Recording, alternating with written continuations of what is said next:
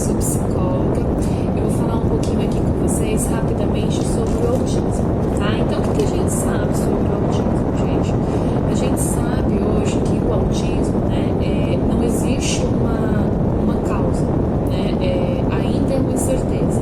A gente sabe que é uma desordem neurológica que prejudica todo o desenvolvimento, a parte da linguagem, a parte do comportamento social, interação, e que ela está classificada em alguns níveis, né? Do mais leve ao mais grave, onde a gente acaba tendo algumas classificações e denominando alguns tipos de autismo. Só que é importante, né, a gente ter esse olhar aí. Então, o autismo, em um primeiro momento, ele é identificado, tá? O diagnóstico ele é fechado ali na primeira infância, onde vai de 1 a 3 anos. Ainda assim que a gente tenha algumas observações do comportamento, ainda assim que a gente observe algumas questões lá no bebê. Então, aquela irritabilidade frequente, aqueles movimentos repetitivos, aqueles choros excessivos, aqueles comportamentos repetitivos, a dificuldade da comunicação, seja no falar depois quando começa, seja no olhar, né, seja nas expressões. Então, tudo isso a gente pode observar nos primeiros meses, quando a criança vai se desenvolvendo, mas o diagnóstico ele só é fechado aí entre 1 e 3 anos, tá? Isso afeta algumas questões do desenvolvimento da criança, então, em cima desse diagnóstico que vai ver qual que é o nível que aquela criança está e qual foi o nível do autismo dela, tá? É uma criança que pode ser que tenha alguma dificuldade na expressão do falar, do agir, se comunicar. Tem outros níveis onde são crianças que não afetam nada disso, então de repente elas foram afetadas ali na interação social, mas não teve nenhuma dificuldade na linguagem, entre outros, tá? Então o mais importante de tudo isso é poder primeiro ter esse olhar para a criança com autismo e depois que esse diagnóstico ele for fechado, né, e foi identificado realmente o autismo, a gente ter um olhar qual o nível dessa criança, né, e qual que é o nível que ela está. Com isso, existem alguns acompanhamentos, existem alguns tratamentos, dependendo do acordo do nível que ela tiver. Então, tem um acompanhamento com psicólogo, com fono, com TO, que é a terapia ocupacional, que ajuda muito, e métodos ABAS. Então, existem outros métodos para trabalhar com essa criança.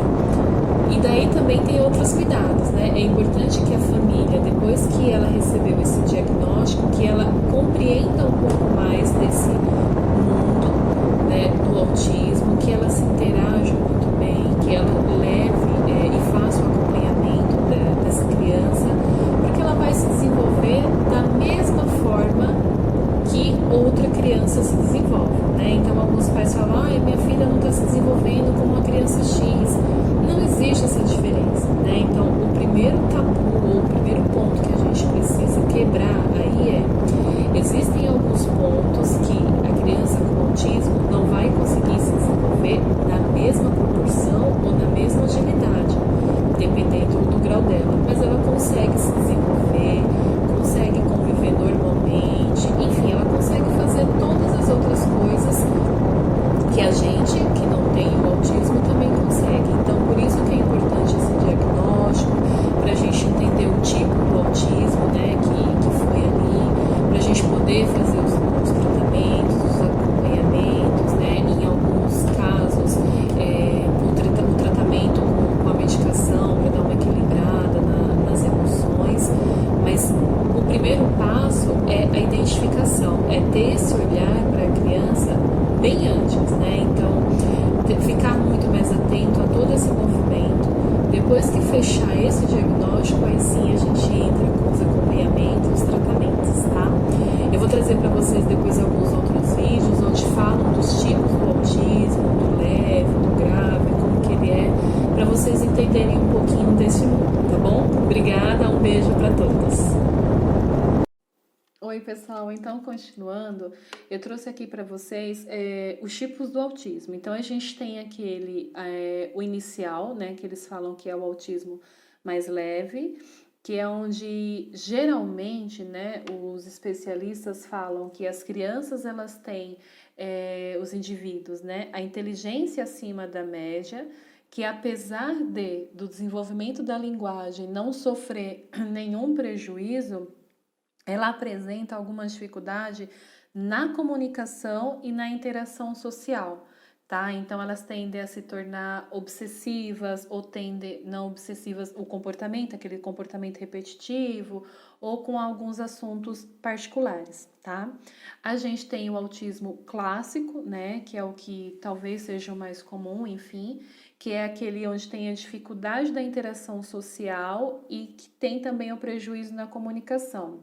Então, eles apresentam um considerável atraso aí no desenvolvimento da linguagem escrita e da verbal, né? E com dificuldades em expressar suas emoções e os seus comportamentos. E daí esses comportamentos, eles também se tornam repetitivos, né? Então, a dificuldade fica naquela criança onde de repente faz aquela brincadeira do faz de conta, que não consegue compreender o conceito clássico e os abstratos, né? Que de repente elas ficam repetindo mais alguns comportamentos, tá? Então, eles também têm algum nível, né, no comportamento intelectual, então de uma certa forma acabou atingindo, tá? A gente tem o que é invasivo no desenvolvimento, tá? Então, é aquele que é considerado o nível do comprometimento geral do indivíduo, tá? E da gravidade dos sintomas. Então, ela tem o desenvolvimento da linguagem, da interação social, do intelecto comprometido, tá? Então, eles têm apesar de apresentarem comportamentos com menos repetição, eles ainda têm uma parte comprometida, tá? E daí a gente tem o desintegrativo da infância, que daí esse é o grave que fala e que é o mais raro, né? Geralmente as crianças que são diagnosticadas com esse transtorno, ela tem um desenvolvimento considerado normal nos primeiros anos de vida, e perdem bruscamente as aquisições linguísticas, sociais e intelectuais, tá? Então, por isso que é muito importante a gente ter esse olhar desde o começo, desde o início, tá? E como eu falei para vocês, não tem uma cura, existe tratamentos, né? Existem tratamentos que são adotados do início do manifesto, né? E vai indo aí para minimizar todos esses impactos, para uma melhora dos sintomas, para uma interação social mais agradável, né? Para a conquista e o desenvolvimento de algumas habilidades. Então, a gente tem um acompanhamento com fono, com psicólogos voltados para um olhar comportamental, sugestões de trabalho em grupos para socialização, então o sair na rua, o aprender a socializar, né, o aprender a controlar suas emoções. Em alguns casos, o tratamento com medicação para ter um controle dessas emoções e tratar alguns comportamentos, algumas situações psicológicas, enfim, que desenvolveram, né, e que precisa da medicação aí para ter o controle. A gente tem o programa como o ABA, que é excelente, né, para trabalhar com crianças autistas, e a terapia ocupacional, tá? Então, esse aí é um pouquinho. Espero que vocês tenham conhecido um pouquinho deste mundo. Se interessem mais e vejam mais sobre isso. É um mundo mágico, é um mundo, né, que a gente tem um olhar diferente, diferenciado para eles, mas um olhar de cuidado. É esse olhar diferenciado que a gente tem que ter, de cuidado, de identificar, de acompanhar e de desenvolver, tá bom? Um beijo para todos.